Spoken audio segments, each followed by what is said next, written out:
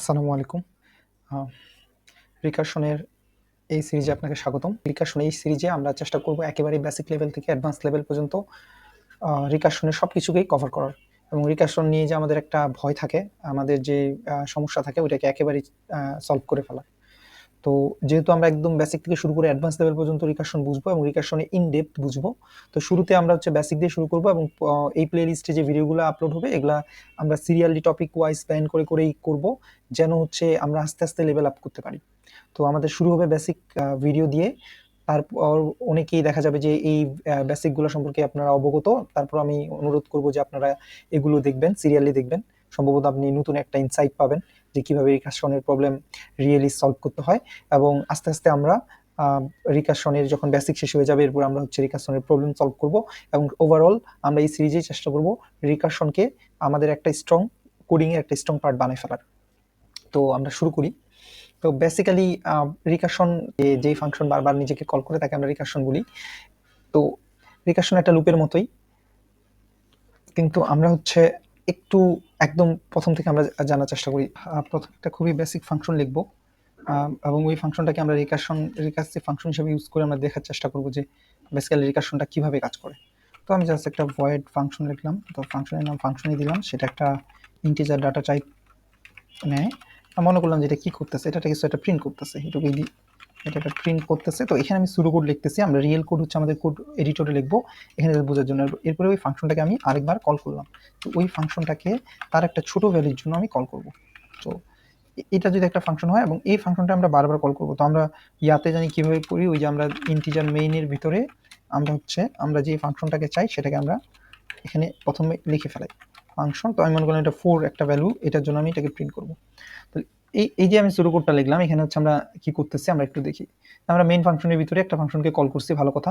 সেই ফাংশনটা এক্সিকিউট হবে, সে প্রথমে নিজেকে প্রিন্ট করবে এবং সে নিজেকে আবারও কল করবে, দুই নাম্বার আবারও কল করবে।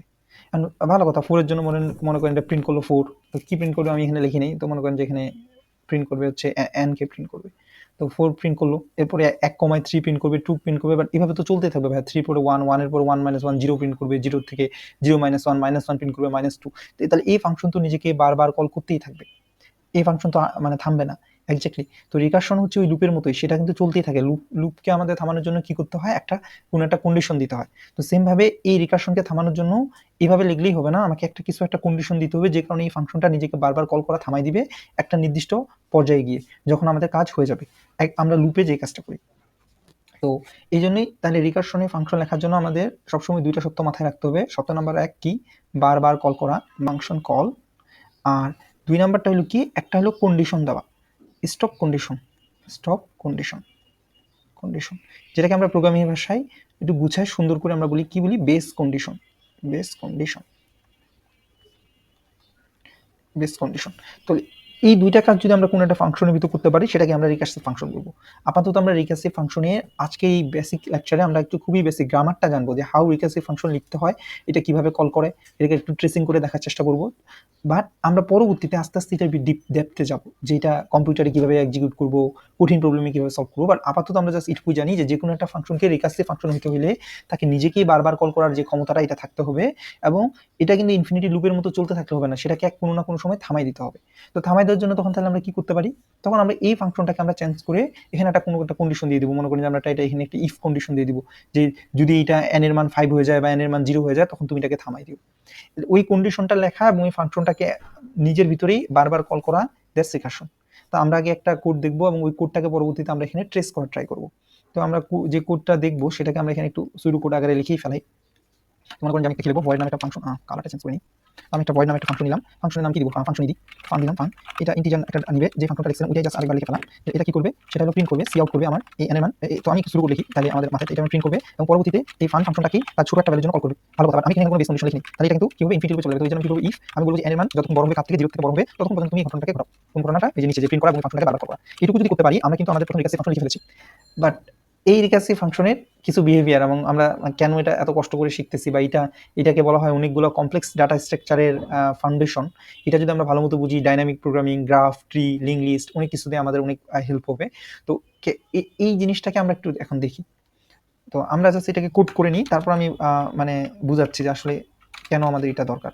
আমি এখানে একটা ফাংশন নিলাম, এইটা একটা বেসিক টেমপ্লেট আমার, এই টেমপ্লেট জাস্ট লিখে রাখছি। এখানে আমরা আউটপুট দেখবো টেমপ্লেট থেকে, আর এখানে আমরা লিখবো। তো আমি একটা ফাংশন লিখলাম, তো আমি সলভ নামেই লিখলাম, বা যেহেতু ফান নামে লিখেছি ফান নামেই লিখলাম। ইন্টিজার এখানে কি n নিচ্ছে, আমি একটা প্রথমে বেস কন্ডিশন দিয়ে দিচ্ছি যে n এর মান যতক্ষণ 0 থেকে বড় হবে ততক্ষণ তুমি একটা কাজ করতে থাকো। কি কাজ করবা, তুমি সি আউট করো n এর মানটা, একটা নতুন লাইন নিয়ে নিই, এবং এই ফাংশনটাকে আবারও কল করো তার একটা ছোট ভ্যালুর জন্য, n-1 ভ্যালুর জন্য। হ্যাঁ, কারণ মানটা তাহলে কমতে কমতে এক সময় 0 থেকে ছোট হবে, তখন এই ফাংশনটা আর কাজ করবে না। তো যে কোনো ফাংশন কাজের ক্ষেত্রে আমি একটু বলে রাখতে চাই, আমাদের কি হয়, আমাদের এই মেইন থেকে আমাদের একটা ফাংশন এক্সিকিউট হওয়া শুরু হয়, বা যে কোনো একটা প্রোগ্রাম শুরু হয়। এই প্রোগ্রাম আসলে দেখলো যে এখানে বললো যে তুমি এখানে আউটপুট দেখাবা, এগুলো তো বেসিক কথা। এরপরে আমরা এখানে কিছু একটা লিখি, তো আমরা লিখলাম যে আমাদের এই যে ফাংশনটা আছে তুমি এটাকে চার ভ্যালুর জন্য প্রিন্ট করো। হ্যাঁ, তাহলে কি করবে, সে আসে দেখবে ফানের ভিতরে 4 নামে একটা প্যারামিটার নিয়ে সেই ফাংশনটাকে কল করবে, এবং এসে দেখবে এই n এর মান কি 0 থেকে ছোট না, n এর মান 0 থেকে ছোট না, বা তাইলে আমার কি করতে হবে, n এর মান যেহেতু 0 থেকে ছোট না, তাহলে আমি এই ভিতরে এসে কিছু একটা এক্সিকিউট করব। কি করবে, সে n এর মানটাকে প্রিন্ট করবে, n এর মান কত 4 কে প্রিন্ট করবে। তারপর ওই আবারও এই ফান ফাংশনটাকে সে কল করবে কিসের জন্য, n-1 3 এর জন্য, এরপরে 2 এর জন্য, এরপরে 1 এর জন্য, তারপরে 0 এর জন্য যখন আসবে তখন বলবে 0 কি 0 থেকে ছোট না, 0 থেকে ছোট না, তাহলে এই ফাংশন আর কল হবে না। এবং এইটুকু, এটার পরে কিন্তু আর নিচে কিছু নাই, মানে কি হয়েছে, এটা আমার পুরো এক্সিকিউশন শেষ হয়ে গেছে।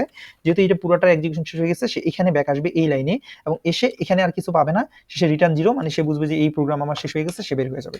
তো এটাকে যদি আমি এক্সিকিউট করি, যে আমার এখানে এক্সিকিউট হয় না, কেন হয় না, কারণ এই যে দেখেন আমরা বলছি যতক্ষণ n এর মান 0 থেকে ছোট হবে ততক্ষণ এটা এক্সিকিউট হবে। বাট আমার 4 কি 0 থেকে ছোট না, 4 তো 0 থেকে ছোট না, তাহলে কিন্তু কোনোদিনই এই কন্ডিশন সে কি এই কন্ডিশনের ভিতরে সে প্রবেশই করতে পারবে না। তাহলে আমরা এখানে লিখছি ভুল, আমাদের বলতে হবে যে n এর মান যতক্ষণ 0 থেকে বড় হবে তখন এই ভিতরে কাজটা সে করতে থাকবে। তো করতে যদি থাকে, এবার আমরা কন্ট্রোল শিফট দিয়ে দিই, দেখি রান করে। এখন আমরা রেজাল্ট দেখতে পাবো যে 4 3 2 1। হ্যাঁ, যে প্রথমে 4 প্রিন্ট করছে, তারপর 3, তারপর 2, তারপর 1। কখন, এভাবে। আচ্ছা, এই কন্ডিশনকে আমি এভাবেই লিখতে হইতো, এই যে একটু আগে ভুল করলাম, আমি এভাবে না লিখে অন্যভাবেই বেস কন্ডিশন দিতে পারতাম। হ্যাঁ, বেস কন্ডিশন দেওয়া আমাদের উপরে, কেমন আমি একটু দেখাই দিই। এটাকে আমি বাইরে লিখলাম, আমি বললাম যে যতক্ষণ পর্যন্ত এই n এর মানটা কি হবে, 0 সমান না হবে, যখনই n এর মানটা 0 সমান হয়ে যাবে তুমি এটাকে রিটার্ন করে ফেলাও, যে এই ফাংশন আর কাজ করবে না, তুমি ব্যাক যাও। যতক্ষণ 0 সমান হবে না ততক্ষণ পর্যন্ত কাজ চলতে থাকবে। এখনো কিন্তু আমি একই রেজাল্ট পাবো, আমি এটা একটা মান চেঞ্জ করে দিই, 4 করে দিই, তাহলে আপনি বুঝবেন যে এখন দেখো যে আমি এখানে আসবো, ওর বলবে প্রথমে আসবে n এর মান কত 5 কি 0 সমান না, তাহলে সে নিজের এই যে দুইটা কাজ, সে হচ্ছে এই দুইটা কাজ করবে, সে প্রিন্ট করবে তার ছোট মানের জন্য, সেই ফাংশনটাকে বারবার কল করবে, এভাবে করতে করতে একসময় n এর মান 0 হয়ে যাবে, তখন সেই ফাংশনটা অফ হয়ে যাবে। তো আমি এবারও দেখি, এবারও এখন আমরা দেখতে চাইলে এই যে দেখতে পাবো আমরা 5 4 3 2 1 আমরা প্রিন্ট করতে পারছি। আচ্ছা, এটা কি এভাবেই করতে হতো, অন্য কোনো ভাবে করতে পারতাম? হ্যাঁ, করতে পারতাম। বেস কন্ডিশন যতক্ষণ পর্যন্ত, ওই যে লুপে আমরা যেমন নিজেদের মতো কন্ডিশন দিতে পারি, আমি যতক্ষণ কন্ডিশনটা ঠিক রাখতে পারবো আমি এই ফাংশনটাকে বারবার কল করতে পারবো। কিন্তু ভাইয়া এটা তো মানে লুপ আর তাহলে এই ফাংশনের মধ্যে পার্থক্য কি হলো? লুপেও তো আমরা এই কাজই করি, একটা বেস কন্ডিশন দিয়ে দিই আর লুপটাকে বারবার এক্সিকিউট করি। তাই আমাদের এত কষ্ট করে রিকারশন নিয়ে অনেক হাইপ, এবং রিকারশন শেখা লাগবে অনেক ডেপথে। তো রিকারশন আসলে বেসিক্যালি লুপের থেকে আলাদা কি কাজটা করতেছে, এক্স্যাক্টলি রিকারশন লুপের থেকে আলাদা কি কাজ করতেছে সেটা বোঝার জন্য আমাদের এই ফাংশনটাকে প্রতিটা লাইন কিভাবে করে এটা আমরা ট্রেসিং করে দেখবো, এবং তখন ধারণা হবে। বা ট্রেসিং করার আগে আমরা একটা অদ্ভুত ব্যাপার দেখি, এই একটা লাইন আমি চেঞ্জ করে দেবো। আমি করলামটা কি, এটা না করে আমি এই লাইনটাকে নিচে লিখলাম যে প্রথমে ফাংশনটাকে কল করবে, দেন তুমি প্রিন্ট করবা। এখন কিন্তু আমার এই ভ্যালুটা পুরাটাই পাল্টে যাবে। কি হয়ে যাবে, আমার এখন রেজাল্ট আসবে 1 থেকে 5। আগে আসছিল দেখেন 5 থেকে 4, এখন যদি আমি কল দিচ্ছি এই যে দেখেন এখন উল্টা করে 1 থেকে 5 আসছে। এই যে পাল্টে গেল, এখন এটা কেন পাল্টাইলো এবং রিকারশন আসলে লুপ থেকে কোথায় আলাদা, এটা আমার কেন জানা দরকার, সেটাই আমরা ট্রেস করে চলেন আমরা হোয়াইট বোর্ডে আবারও দেখি। তো আমি কি বলছিলাম যে রিকারশন এমন একটা ফাংশন, নর্মালি ফাংশন, পৃথিবীর যে কোনো ফাংশন রিকারশন হতে হলে জাস্ট দুইটা কন্ডিশন মেক করতে হবে, সে নিজেই নিজেকে বারবার কল করতে হবে। এখন কোন ভ্যালুর জন্য কল করবে, বড় ভ্যালু ছোট ভ্যালু ডাজন্ট ম্যাটার, এটা আপনার যেটা লাগবে সেটা, ওই ফাংশনটাকে আমি বারবার কল করাবো। বাট আমি তো আনলিমিটেড টাইম কল করাতে পারি না, কারণ ওটা তো একটা ইনফিনিটি লুপে চলে যাবে। এটা করার জন্য আমার একটা বেস কন্ডিশন থাকবে, যে কন্ডিশনটা মিট হইলে ওই ফাংশনটা নিজেকে আর কল করবে না। তো এখন এই ফাংশনটা যখন এই কল করেছিল, এটা কি হয়েছিল, এটা আমরা একটু মানে ট্রেস করে দেখি। এই ফাংশনের নাম ছিল ফান। আমি মনে করলাম এই ফাংশনটা n এর মান আমি প্রথমে 4 এর জন্য পাঠাইছি, ভালো কথা, 4 এর জন্য পাঠাইছি। এবং এখানে কিন্তু আমরা একটা ভুল করছি, এই যে আমরা কন্ডিশনটা একটু ঠিক করে দিই। কন্ডিশনটা হলো এখানে ছিল যে n এর মান যতক্ষণ 0 থেকে বড় হবে, কন্ডিশনটা হবে বড়, ছোট না, তাইলে আমার এই ভিতরে এই দুইটা কাজ করবে, এই দুইজনের কাজটা করবে। আর যতক্ষণ এই কন্ডিশন n এর মান 4, তাহলে কি করবে আমরা দেখি, প্রথমে আসবে ফাংশন n এর মান 4। তো 4 এর জন্য কি, হ্যাঁ 4 কি 0 থেকে বড়, জি বড়, তাহলে আমি কি করব, 4 এর জন্য আমি বলছি প্রিন্ট করে দাও। তাহলে 4 এর জন্য সে 4 প্রিন্ট করবে। সেটা 1 নাম্বার কাজ 4 প্রিন্ট করা। 2 নাম্বার কাজ কি ওই ফাংশনটাকে আবারও কল করা। আবারও কি করবে তার একটা মান কমের জন্য n-1 মানে কি এখন এখানে 4 - 1 মানে 3। তাহলে আমি ফাংশনটাকে কল করব ফাংশন 3 এর জন্য। খুব ভালো কথা। তারপরে এই 3 আবারও ব্যাক আসলো এখানে n এর মান 3 নিয়ে ফাংশনটা কল হইলো। 3 কি 0 এর থেকে বড়? হ্যাঁ বড়। তাহলে আমি কি করব এখানে 3 প্রিন্ট করে দিব এবং এখানে আমার ফাংশনটা কি হবে ফাংশন 3 - 1 মানে 2 এর জন্য সে আবার নিজেকে কল করবে। 2 কি 0 এর থেকে বড়? জি বড়। তাহলে আমার 1 নাম্বার লাইন কি করবে সেটা প্রিন্ট করো। প্রিন্ট করব কি 2 প্রিন্ট করব কারণ এখানে আমার n এর মান 2 এবং তার চেয়ে 1 কম n-1 তাহলে ফান হইলো কি? ফান হইলো 1 এর জন্য আমি এটাকে আবারও কল করলাম। এবার 1 n কি 0 এর থেকে বড়? হ্যাঁ 1 0 এর থেকে বড় তাহলে 1 প্রিন্ট করলাম। এবার 2 নাম্বার লাইনে আমি কি করব এই ফাংশনটাকে আবারও কল করব। ফান 1 - 1 মানে হলো ফান 0। এখন ফান 0 কি 0 এর থেকে বড়? না। 0 যে মুহূর্তে 0 এর থেকে বড় না সে কিন্তু এই ব্লকের ভিতরে আর প্রবেশ করতে পারতেছে না। এই যে আমার ব্লক এইটুকুর মধ্যে কিন্তু সে প্রবেশ করতে পারবে না কারণ 0 0 এর থেকে বড় না 0 0 সমান। এর বাইরে কি আমি কিছু লিখছি? না। এই ফাংশনে কিন্তু আমার বাইরে আর কিচ্ছু নাই কারণ এই ফাংশন এখান থেকেই শেষ। তো সে এই ফাংশন থেকে বের হয়ে আসবে। এই যে এই ফাংশন এটা থেকে বের হয়ে আসলো। বাট বের হয়ে আসে কি কাজটা শেষ? না, এইখানেই হচ্ছে রিকারশন থেকে লুপের পার্থক্য শুরু। আমরা এখানে একটু মনোযোগ দিব যে আমার এই ফাংশন কল করতে পারতেছে না শুধুমাত্র এই ফাংশন 0 এর জন্য যে এই পুরো ফাংশনটা n এর মান 0 এর জন্য সেটা বের হয়ে গেল। বাট এগুলা কিন্তু এখনো আমার মেমোরিতে আছে। এগুলো আমি প্রিন্ট করছি 3 to 1 বাট সে এখন কি করবে সে এখন ব্যাক যাবে এই ফাংশনেই ব্যাক যাবে। ব্যাক গিয়ে দেখবে ফাংশন 1 এর জন্য আমার কি কিছু কাজ করা বাকি আছে? হ্যাঁ ফাংশন 1 এর জন্য আমার কি 1 এর মানটা n এর মান 0 এর থেকে বড় আমার প্রিন্ট করার কথা। হ্যাঁ আমি প্রিন্ট করছি। এবং 2 নাম্বার আমার কাজ কি ফাংশন 1 এর জন্য আমার কাজ হলো 1 এর থেকে একটা ছোট ভ্যালু দিয়ে এই ফাংশনটাকে কল করা। ওটাকে আমি করছি। হ্যাঁ এই যে আমি এখানে করছি 1 থেকে ছোট হলো 1 - 1 হলো 0 ফাংশন 0 কে আমি প্রিন্ট করছি। মানে ফাংশন 1 এর যে দুইটা কাজ আমি করে ফেলছি। তাইলে তখন সে মেমোরি থেকে এটাকেও ডিলিট করে দিবে কম্পিউটার এবং সে আগে ফাংশনে ব্যাক যাবে এবং এখানে এসেও দেখবে যে তার দুইটা কাজ ছিল একটা হলো প্রিন্ট করা তার চেয়ে কম এক ভ্যালু কম নিয়ে সে ফাংশনকে আবারও কল করা এবং সেটা সে দুইটাই কাজ করে ফেলছে 2 প্রিন্ট করছে এবং ফাংশন 2 এর জন্য ফাংশন 1 কে আমরা এখানে কল করেছিলাম। তাহলে সে এটারও কাজ শেষ সে আবারও এখানে ব্যাক যাবে সে সেম ভাবে দেখবে যে 3 এরও কাজ শেষ এবং ব্যাক যাবে এখানে কাজ শেষ এবং এই জন্য রেজাল্টে আমরা শুধুমাত্র 3 কি 4 3 2 1 দেখতে পাবো। এখন এই ব্যাপারটাই যদি আমরা এখন উল্টাই দিই যে কি যে আমরা প্রিন্ট আগে করব না আমরা ফাংশনটাকে আগে কল করব দেন হচ্ছে প্রিন্ট করব তাইলে কিন্তু এখানে পুরো ঘটনাই উল্টা হয়ে যাবে। তো ওই ব্যাপারটাই আমরা একটু এখানে দেখি যে এবার কি হবে। যে এবার আমরা করলাম কি যে না ভাইয়া যে এখানে এই যে রেজাল্ট আমার উল্টা করে আসছিল 1 2 3 4 5 কার জন্য আসছিল যখন আমি ফাংশনটাকে আগে কল করছি আর প্রিন্টটাকে পরে করছি। তো তখন দেখি আসলে বেসিক্যালি কি ঘটনা ঘটে। আমি ফাংশনটাকে কল করব আগে আর প্রিন্টটা করব পরে। এই দুইটা ঘটনা যদি ঘটাই তখন আমার কি হয় আমি একটু ভিতরের দিকে দেখি দেখতে যেন সুন্দর লাগে। এইটা করলাম যে এবার জাস্ট আগের মতোই ফাংশন সবই আছে বাট এবার আমি ফাংশন কলটা আগে করতেছি আমি রেজাল্টটা পরে দেখাচ্ছি। তো এটার জন্য আমি দেখি আমি আবারও ট্রেস করি ফাংশন 4 এর জন্য আমি আবারও পাঠাইলাম। তো ফাংশন 4 এর জন্য পাঠালে কি হবে n এর মান 4 0 থেকে বড় ভিতরে আসবে এসে সে প্রথম লাইন তার কিন্তু লাইন বাই লাইন এক্সিকিউট করবে। সে প্রথম লাইনে যেটা পাবে তারপরে দ্বিতীয় লাইনে যাবে। সে প্রথম লাইনে যেতেছে তুমি ফাংশনকে আবারও আমি কল করতে বলছি কার জন্য তার 1 কম মানে আগে যে n এর মান ছিল তার চেয়ে 1 কম তাহলে 4 - 1 ফাংশনটা আবার 3 এর জন্য কল হইলো। কিন্তু এরপরে কি সে প্রিন্ট করবে না কারণটা কি আমি যখনই আবার কল করছি সে কিন্তু এখান থেকে আবারও শুরুতে ব্যাক যাবে ফাংশনটা কল করার জন্য। তাহলে এই যে 2 নাম্বার লাইন এটা কিন্তু আর সে এখন রেজাল্টে দেখাইতে পারবে না। তো এই জন্য আমি একটা হাতের মতো বের করে তাই রেখে দিলাম যে এই কাজটা আমরা এখনো করতে পারি নাই কারণ আমি প্রথম লাইনে এসে আমি বলছি তুমি ফাংশনটাকে আবারও কল করো কার জন্য তোমার চেয়ে 1 কম ভ্যালু নিয়ে। তাহলে এই ফাংশন কি করবে সে নিজেকে আবারও কল করবে 3 এর জন্য 3 কি 0 থেকে বড় হ্যাঁ 0 সে প্রবেশ করবে এক লাইনে এসে সে কি দেখতে পাবে যে বলছে যে ফাংশনটাকে তুমি আবার কল করো তার চেয়ে একটা ছোট ভ্যালুর জন্য ফান 2 বাট সে কি এই যে 2 নাম্বার লাইনে আসতে পারতেছে না এই ফাংশনে সে কিন্তু এটা কাজ এখনো করতে পারে নাই। কেন কারণ আমি 2 নাম্বার লাইনে আসার আগেই তাকে আমি আবারও উপরে ফাংশনটা কল করার জন্য পাঠিয়ে দিচ্ছি। হ্যাঁ ভালো কথা। তারপরে এই তাহলে এবার কি করবে সে ফান 2 এর চেয়ে 1 কম তাহলে ফান 1 এর জন্য আবারও কল করবে কিন্তু এই যে 2 নাম্বার লাইনে সে তার কাজটা করতে পারবে না। সে আবার ফান 1 n এর মান 1 1 কি 0 থেকে বড় হ্যাঁ 0 থেকে বড় আমি এটাকে একটু উপরে উঠাই দিই। হ্যাঁ 0 থেকে যেহেতু বড় তাহলে আমি এটাকে আবারও কল করলাম ফান 0 কারণ 1 n - 1 0 বাট এটার কাজ আমি করতে পারিনি এখনো। এন্ড ফান 0 0 কি 0 থেকে বড় না।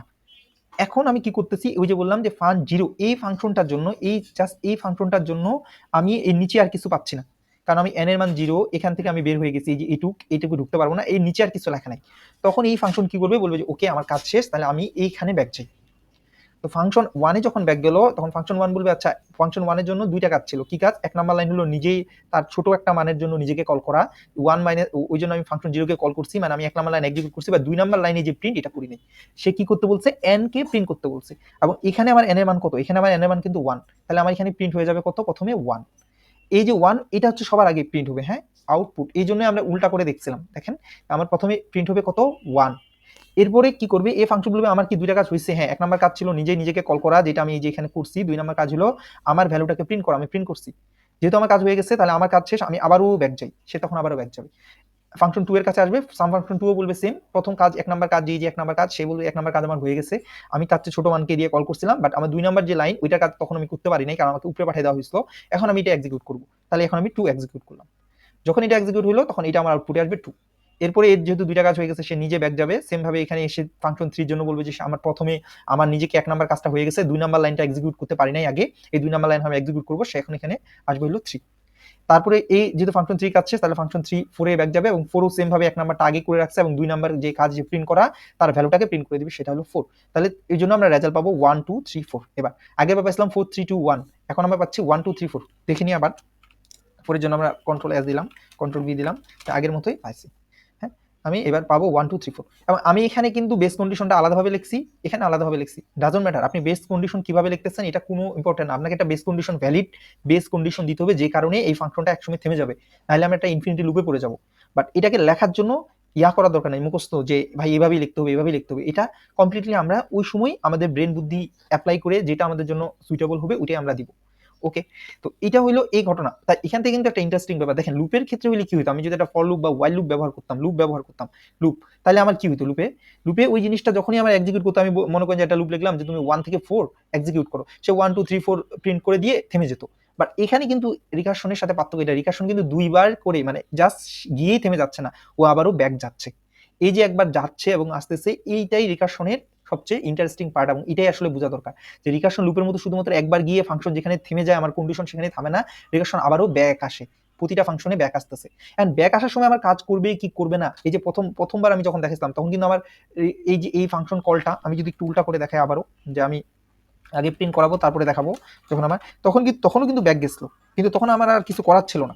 কেন করার ছিল না, যে আমার 1 2 3 4 আমি আগেই যখন যাওয়ার সময় আমি প্রিন্ট করে ফেলছিলাম জিনিসটাকে, এবং পরে যখন আমি ফাংশনটা কল করছি এরপরে কিন্তু এটা নিচে আর কিছু নাই, এটার জন্য সে আর কিছু এক্সিকিউট করতে পারতেছে না। বাট এখন কিন্তু এখানে দেখেন, এখানে কিন্তু আমার কিছু আছে, কি আছে, আমার প্রিন্ট, মানে ফাংশনটা কল করা শেষ হওয়ার পরে তারপরে আমি প্রিন্ট করতে বলতেছি, ওই জন্য সে যখন ফাংশনটা রিটার্ন যাচ্ছে তখন এগুলো প্রিন্ট করছিল। আর এখানে কিন্তু রিটার্ন যাওয়ার সময় আর কিছু করার নাই ফাংশনটা, কারণ আমার এরপরে আমি লাইনে কিছু লিখিনি। আমি যদি এখানে কিছু লিখতাম তাহলে ওইটা হচ্ছে ওই সময় প্রিন্ট হইতো, আমি যদি এখানে কিছু একটা লিখতাম ওইটা হচ্ছে বারবার প্রিন্ট হতো, যেটা আমরা পরে আরো ডিটেলসে সুন্দর করে দেখবো পরে ভিডিওগুলোতে। বাট এই ভিডিওতে আমাদের উদ্দেশ্য হলো বেসিকটা বোঝা, যে একটা রিকার্সিভ ফাংশন দুইবার আসলে যায় এবং আসে, ওইটাকে আমরা যদি একটু প্রোগ্রামিং এর ভাষায় গুছাই বলি, তাহলে আমরা বলবো যে একটা কলিং টাইম হচ্ছে একটা রিটার্নিং টাইম।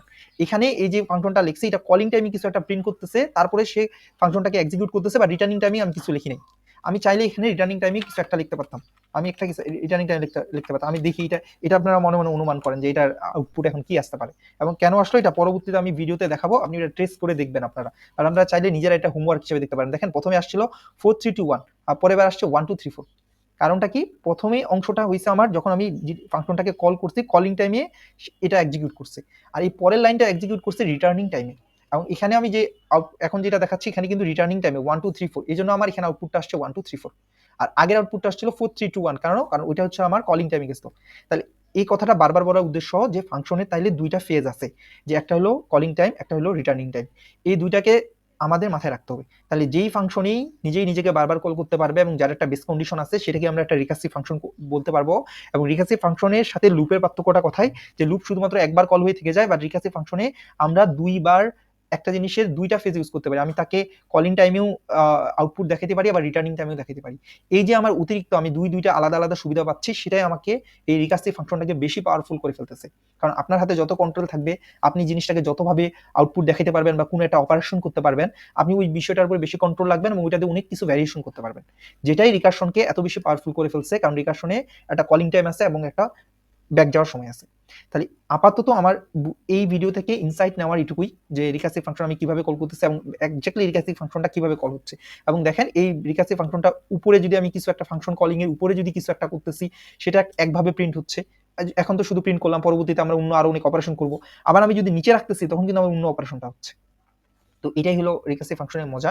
এবং ফাংশনটাকে একটা রিকার্সিভ ফাংশনকে আমরা ট্রেস কিভাবে করছি, তো এই যে ট্রেস করছি এটাকে বলা হয় ট্রেসিং ট্রি। আমরা এরপরে যত অ্যাডভান্স ডেটা স্ট্রাকচার দেখবো সবগুলোতে আমরা চেষ্টা করবো যে জিনিসটাকে ট্রি স্ট্রাকচারে কিভাবে আউটপুট হচ্ছে এটাকে সবসময় ট্রেস করে ফেলা। তো এই ট্রেসিং ট্রিটা যদি আমরা নিজে নিজে করতে পারি, কিভাবে আউটপুট দিচ্ছে এটা যদি বুঝতে পারি, মানে কোডটা রান করার আগেই নিজেই যদি এটা বুঝতে পারি, তাহলে আমরা বুঝবো যে ওই বিষয়টাতে আমাদের একটা ভালো ধারণা হয়েছে এবং এটা ভবিষ্যতে আমাদের খুব ভালো প্রোগ্রামার হিসাবে নিজেদের ডেভেলপ করার জন্য অনেক কাজে লাগবে।